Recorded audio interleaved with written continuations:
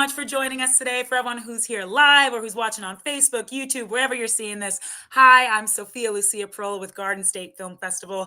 It is the 22nd annual Garden State Film Festival from March 21st to March 24th. You can check out 200 films screening from 14 countries in Asbury Park, New Jersey and Cranford, New Jersey. And one of the films you can check out is a short documentary homegrown here in New Jersey called The Troger Heat.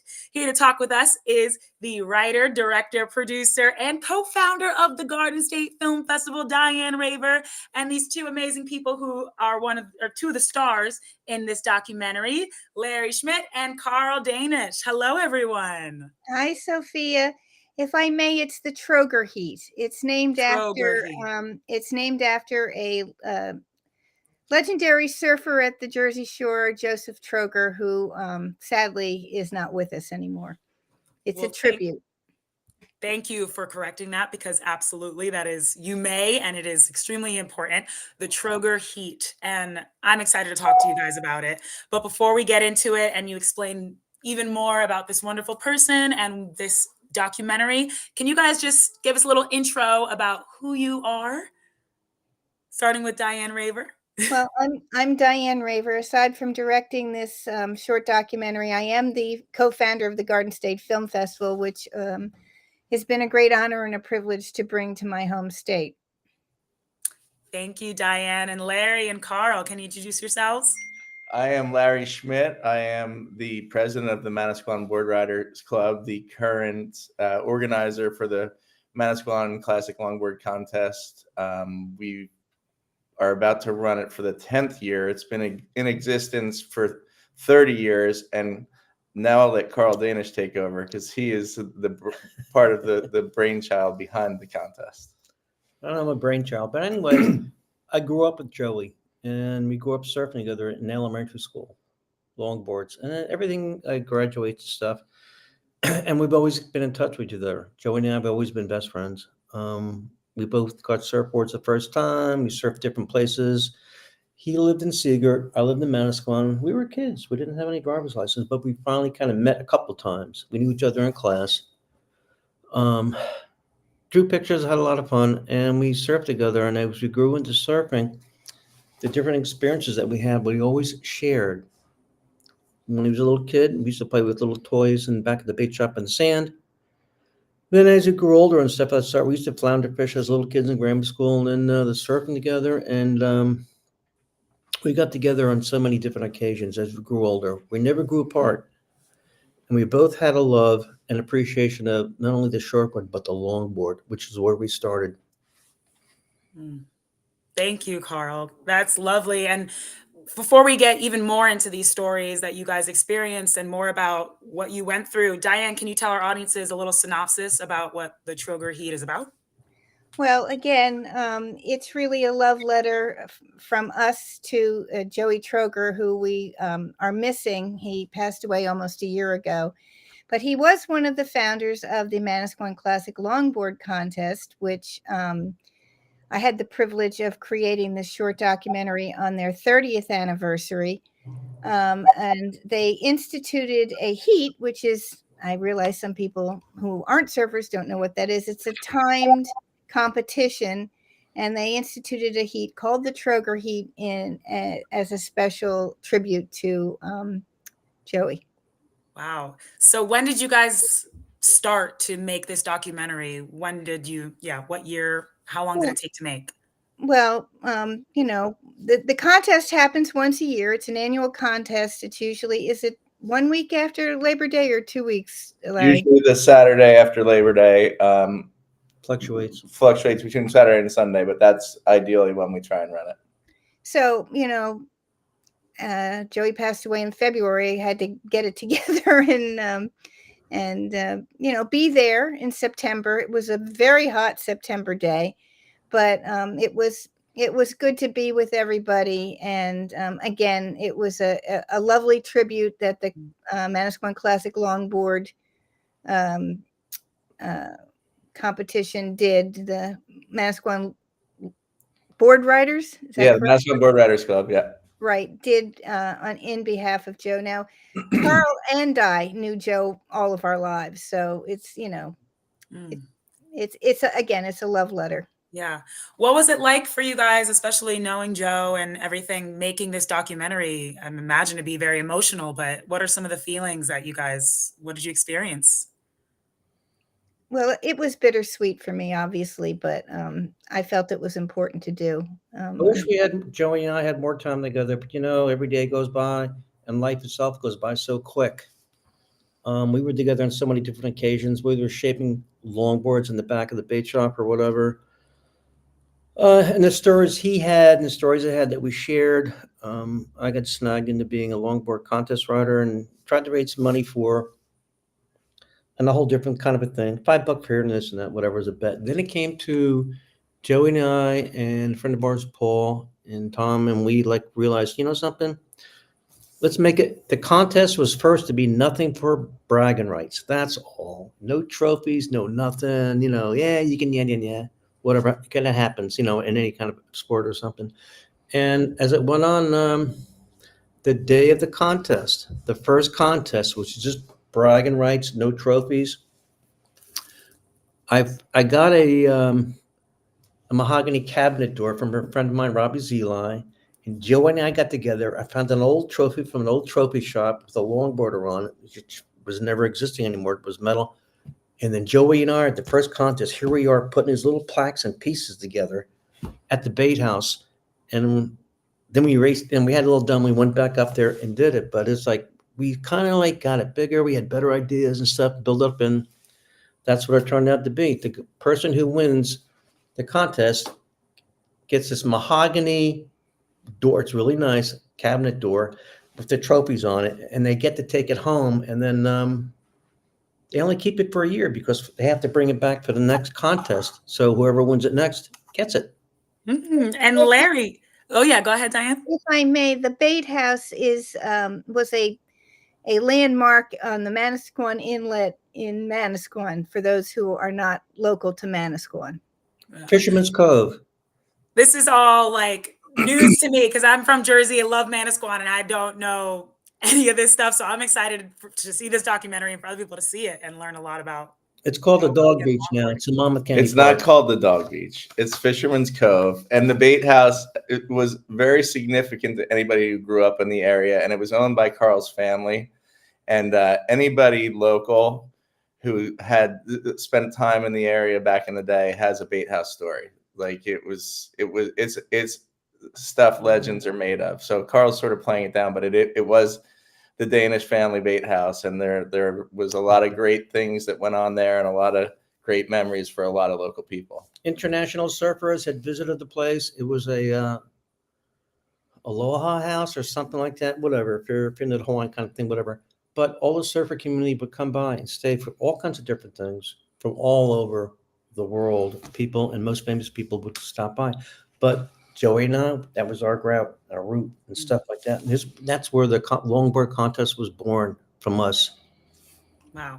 I mean, so do we see a lot of these stories and a lot of this history in this documentary? A lot of that was in the first. I did a different film. It was called Love of the Longboard, and I did that at the 20th anniversary. So this one's 10 years later. I didn't repeat a lot of that, but the other one is available, I believe, on the Garden State Film Festival YouTube channel for those who would be interested. And Larry, tell me about being a part of this documentary. How were you approached to be in it, and what was it like for you to recall all these stories and talk in the documentary? I don't know how much I talk in the documentary, but Diane and I have been in contact. Joe was a founding member of the Manasquan Board Riders Club. We're coming into our 10th year, and he stepped back, but he's always been a part of it. He's always been a part of the event. He's always been there on the beach and helped us set things up. So when he passed, Diane reached out to me about some other things that we had going on that we wanted to do for Joe. And then this, we as a group, there's 15 of us on the board, had talked about doing this Troger heat. And when Diane heard about that, she picked it up. And correct me if I'm wrong, Diane, but she picked that up and ran with it. So it was really cool to have them on the beach filming that day and interviewing people and shooting, B-roll of the event, and it was fun. It was a lot of fun, and it was great to remember Joe. And so what the Troger Heat is we invited everybody back who competed in the first event 30 years ago to come surf for free. Wow. Like, just come surf in the event. And Carl had mentioned Rob Zeli and the mahogany door. We invited Rob. A lot of people just can't do it anymore. There weren't, I forget how many people were even in it, but Carl was in it, and it was. You were out on the water, Carl? Surfing? Yeah, absolutely. I still, something this past season, whatever, I tried salt water is like baptismal all the time. To get in the water, to swim or whatever it has to be. And I had to replace tip from about 15 years ago, but to try and still surf and get up and stuff like that, I didn't surf much at all. No, I tried getting up a couple of times towards the end of the season for the contest time, like Carl, get up, whatever. And it turns out it was like the week before, I actually got up 3 times. But whatever you do, play guitar, everybody, whatever sport or something like that, sing, if you don't do something, all of a sudden your instincts kick in, and it lucked out when it came to the contest time. Like the weekend before, I only stood up maybe twice. I tried to stand up at my old age, getting up. And finally, when it came to contest time, I had to use a different board, and it worked out. Something clicked. Just all comes back. Sophia, love, I just want to make it clear, and you're going to help me with this, Larry and Carl. To surf this contest, you can only surf a surfboard, a longboard that is 1967 or older. Is that correct? What? Yeah. Yes. Wow. So I got my board when I was 12 back then. So I used to surf with Joe Troger and Seegert when I was. Oh my skate gosh. student. So What kind of board? Was it a Hobie, a Bing? a Hobie, Carl. You remember I had a Hobie. So what if 9 there's foot even? It was the shortest board on Seegert. 9 foot even. Wow. What if there's some like young surfers who want to be in this contest? They have to get their hands on a board that's 1967 or They older. provide them. Carl has plenty of those Oh my gosh, boards. This You know, is amazing. This is 19 amazing that there's a documentary about this, because I never heard of this, and I'm born and raised in New Jersey, and I want to go to watch this, even though I'm definitely afraid of surfboards. It's fun. Then like 1967, everybody came down to shortboards, and everything was kind of wacky, whatever I had to do. A lot of longboards were cut up and stuff like that. And, I surfed since Joe cut mine. Joe and Yes. Jody Beecham cut down my longboard. They talked me into it, made me pay $50, and they ruined it. Wow. Before we run out of time, guys, sorry, Carl, what did you want to mention?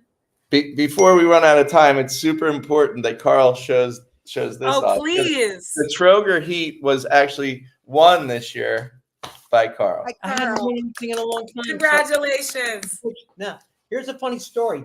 Larry gives me this board, okay, and we're sitting in the, these are the trophies. And he goes, Carl, can you design something for the Troger Heat? I'm thinking, okay, whatever. I remember pictures of Joey as a little kid. We were like in like 7th grade or something like that. 7th grade, yeah. Surfboards.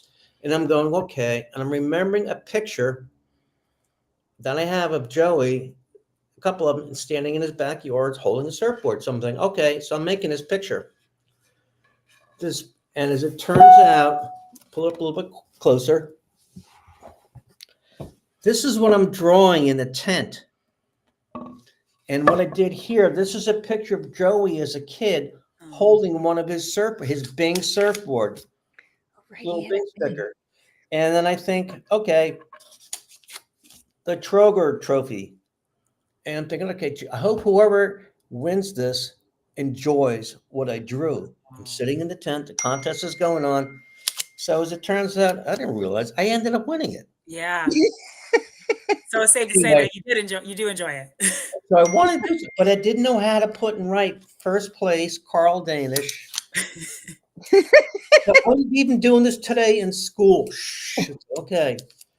Do I write? I'm asking these coaches and stuff. Do I put the here? Do I put it here? Do I put it here? Do I put first place up top or bottom? Well, anyway, but I had to show you this. We're out of it? No, we're Love it. Oh, we're I'm trying to shut up the That's, dinging. that's the funny story right here. It's like, I didn't know, for this, they haven't figured out, this is all done during the contest for whoever Wow. won it. And it was you. Trivia. Funny story. I definitely want to ask you, Diane, because obviously you're the co-founder of Garden State Film Festival, which we mentioned. You have a long history of film and TV and commercial work.